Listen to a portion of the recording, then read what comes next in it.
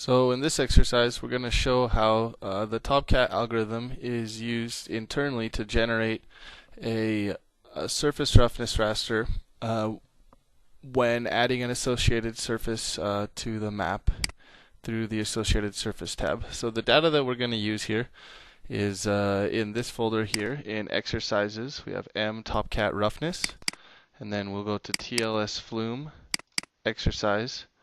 And we have the raw point cloud files that we'll use as input. Then we have a project already made that has the DEM loaded.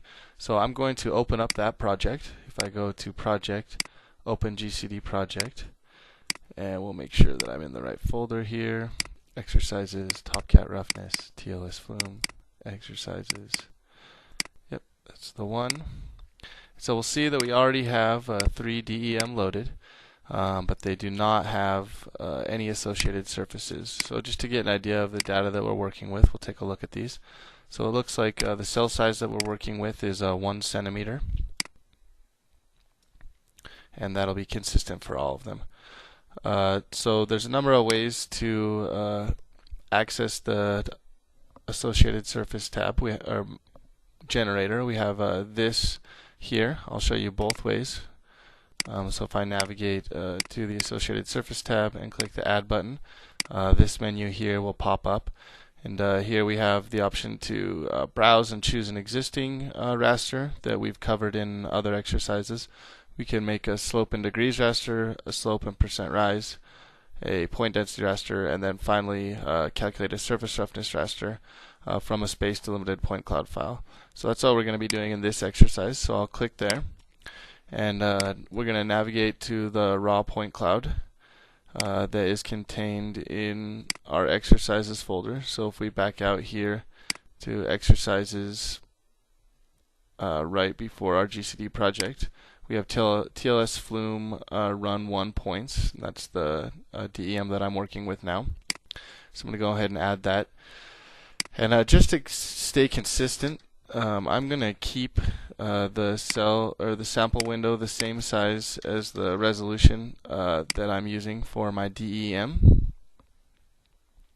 And you can see that in past ToPCAT exercises, we're really limited in what we can choose here because we're just going to generate a surface roughness raster with this. So I'm going to set my sample window size as the same cell size as my DEM and keep that minimum number of points to calculate statistics at 4.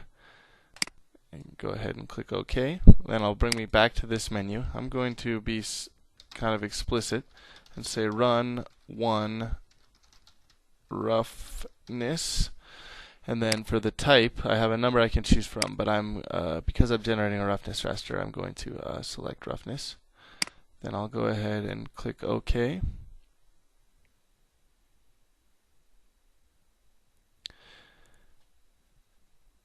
And although, so it doesn't look like much in the resolution that we're working at, and I'll click Save to exit that. Unfortunately, right now the roughness symbolization that we have is tied into a specific scale. So I'm going to go ahead and override that because it's a little uninteresting because it is flume data. We're not seeing a variation in the magnitude that our symbology is representing. So I'm just going to do a stretch symbology and go here. We can see that in fact there is more diversity going on than our symbology was showing us. So we have a minimum of about 0.0000 magnitude to about 2 centimeters in surface roughness.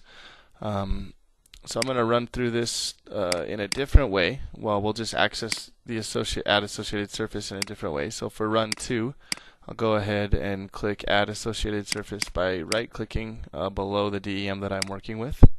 And then we have the same menu here. So I'll again click the calculate surface roughness menu. And I'm going to choose TLS flume run points 2. It's in the exercise here folder. Again, I'm going to use the resolution of my raster, which was 1 centimeter.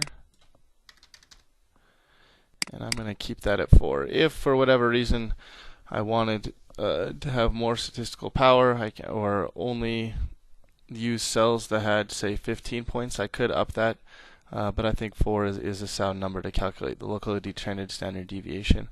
So I'm going to go ahead and click OK, and it'll bring me back here. I'll give it a name. So this is run 2, roughness, and I'm going to keep that type as roughness, and go ahead and click OK.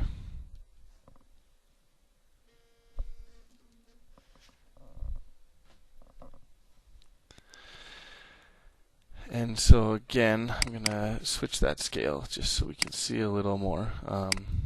Future GCD will have this not scale dependent.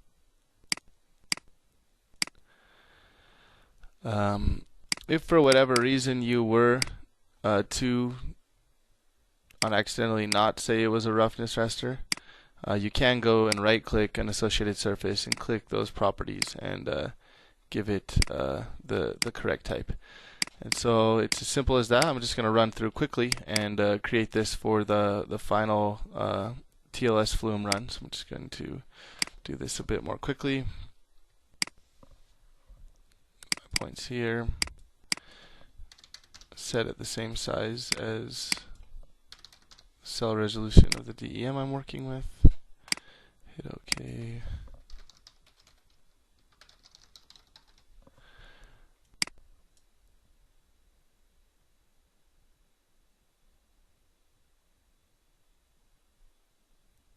Okay. So with that exercise, we've showed you how to access the generate surface roughness raster from 2 different ways. We have it through the DEM survey properties menu on the associated surface tab, as well as by right-clicking at associated surface and clicking the button here. In future exercises, we'll show you how we can use these roughness rasters in FIS error modeling and other tasks.